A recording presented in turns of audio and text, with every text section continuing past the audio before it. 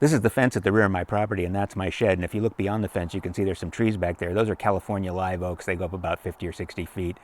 And because the 3 successive owners of that parcel back there have all been lazy, irresponsible, and cheap, they've neglected it because it's a little hard to get to. And so the ivy's been allowed to grow into the trees.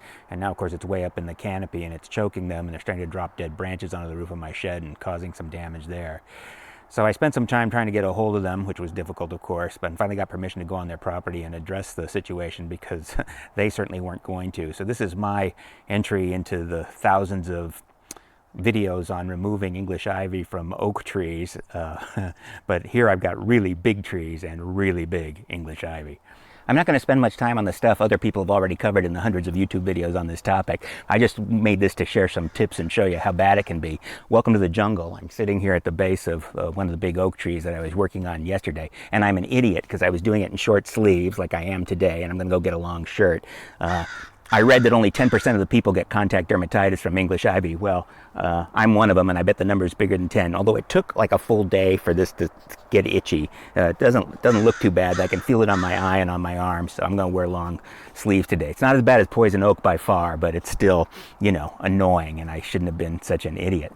Anyway, so you look at those hundreds of other videos, and obviously the idea is just to cut a circumference around the base of the tree and cut the ivy off from its food supply. And expose the trunk here, and these guys come out in these YouTube videos and they go, oh, you can do everything with this pruning shears, and they got a tiny little tree, and you know, and maybe they're down south and they pull the vine out and they snip it off, and you know, that's great. And if it gets really serious, then they drag out a pruning saw, and these 2 tools will take you most of the way, most of the time. And in fact, that's how I did this. But the situation can get pretty hairy, and you'll see when we go around the other side of this tree. My first tip for you, though, is to put all your stuff into some kind of bucket if you're dragging it around the forest like I am, because it's real easy to get things lost underneath the mat of ivy, and this kind of gives you a fighting chance of keeping your tools together. One of the great things about this saw is that you can use it to cut the leaves off the vines to give you a good look right away at what you're doing. And you don't have to pick them all off by hand, so that's nice. But anyway, so I already cut this. I pulled the ivy back, and I've cut this ivy mat back. But this isn't the bad side. Let's go around. This is bad enough, but let's go around to the other side of the tree. Let me show you what's going on over there.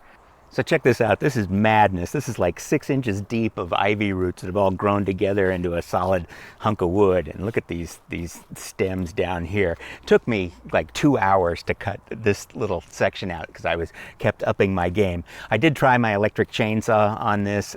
This wood is so pulpy, nothing really seems to cut it very well.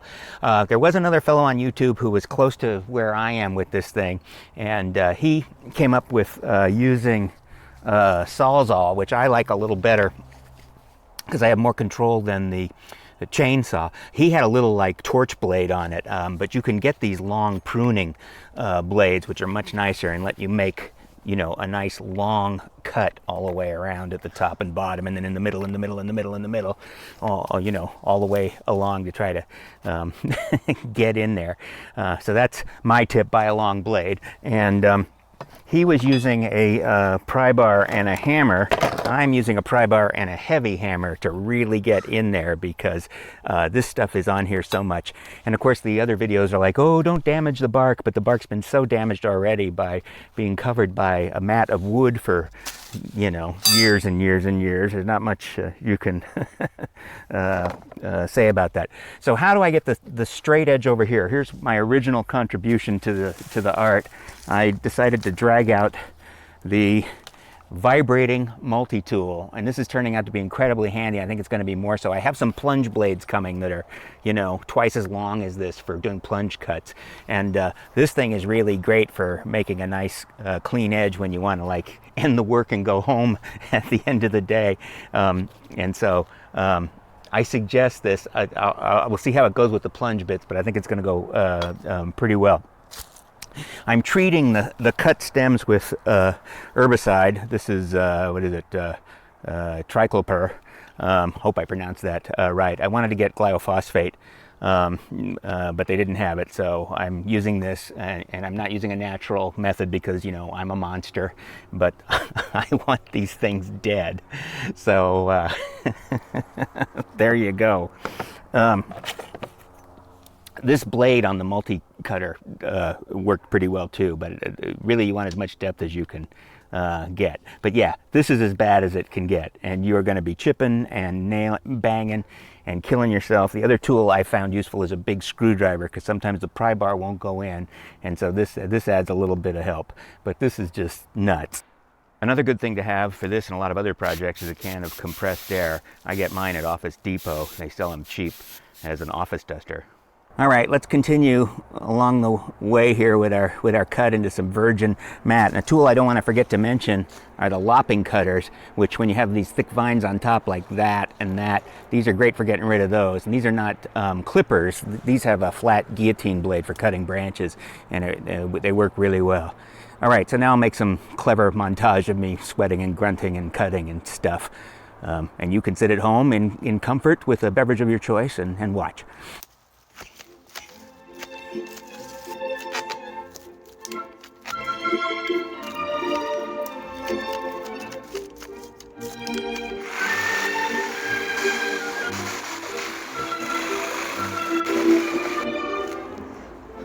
This is easier than yesterday, actually. And I have a big contractor's demo bag over here. I'm pouring this stuff into. It's really heavy. The weight this tree must be under is just crazy. Oh, this is a lot easier than yesterday. This is good.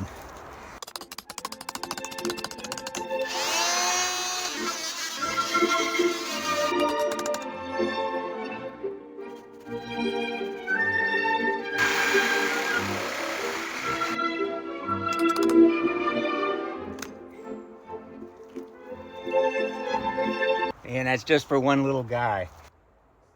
Fresh cut stems.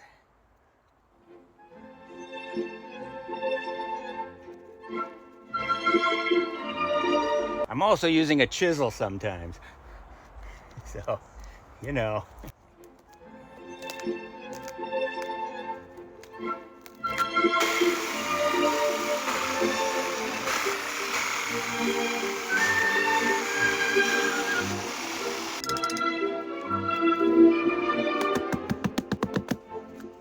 I was screwing up there. I was cutting bark. That's stupid. Yeah, we're getting into some kind of new territory over here.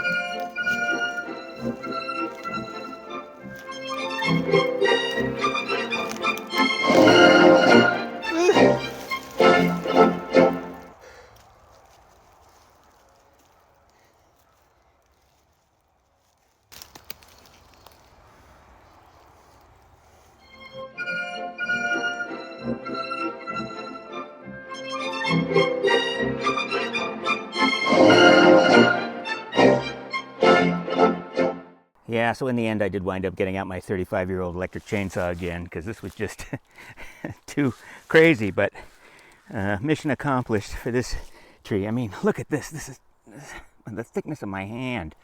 Huge feeder going up the tree, but it's all cut all the way around now.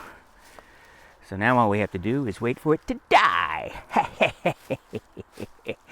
And do the other 3 or 4 trees. I hope won't be as hard, because I'm a little worried about this big white part here. This is still powdery and could be vine. I keep going back. It keeps going. I don't want to hurt the tree because there's bark right here, and this is at the same level. So I think I've done enough. And now I only have to do, 3 or 4 more. I'm going to do this one here. I'm not going to bother with those, because if they go over, they'll fall on the neighbor's property. Just the ones we see that might fall on our place, which would be like this one up here, And I'm going to do this, and I'm going to do this little one next door to the big one. Ta-da! So this is only about an hour later, and for reference, the big tree took about 5.5 hours to do, so this was much easier, and the bark was in better shape, so it was easier to pull the ivy off, the mats off in one piece. It was also easier to feel where the trunk actually started and stopped, because this one's been invaded for a lot less time. The mat would just peel away from the trunk, which was nice. And I did this all with hand tool, with just the pruning saw and the clippers and a screwdriver, and I have a rubber mallet that I use to hit the screwdriver when I use the screwdriver. The power tools might have made it go a little faster, but it was easier just to do it all by hand, and you had more control. But again, you know, there were some pretty good size. Those are 2-inch stumps down there. Anyway, so now I got this other little guy down here to do, it to take just a second, and then this is the one that terrifies me up on the hill, because it really needs to be done a lot, and it's on a hill and surrounded by brush, and it's going to be a big pain.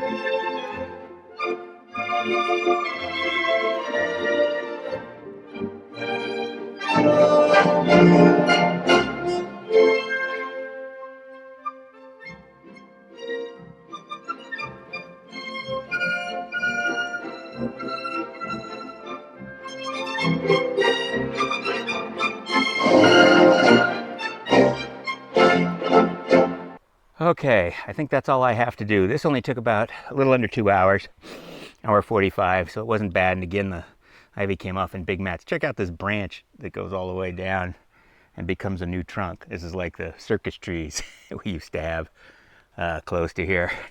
The big problem with this was access, because working on this hill and getting all the tools up here is a pain. But the vibrating multi-tool is really fantastic for this kind of stuff. Faster than a handsaw. And the blade didn't seem to go dull as fast as they generally do. It's still pretty sharp.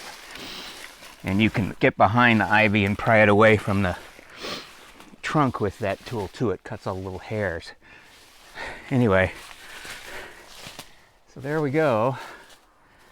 That's it, and now I'm going to shower, and we'll check in a while and see if all this stuff is dying. Well, as Steve Jobs used to say, one more thing. I was looking over at that tree I wasn't going to do, and it could fall on my uphill neighbor's house up there, and I actually like them. Plus, you can see it from these other neighbors' house, so I did a quick and dirty pass on that one. It took about 15 minutes, and I didn't do a great job. I left all the crap there. But that'll slow it down. And there is some evidence that someone at one point had already cut that. So maybe these neighbors aren't as lazy and irresponsible as I made out at the beginning. Oh well. One thing I didn't do here was make a life ring around here, because it's just too hard. But I hope to get out here and check these regularly. Okay, now back to the Death Watch. All right, so this is what it looks like immediately after we cut it.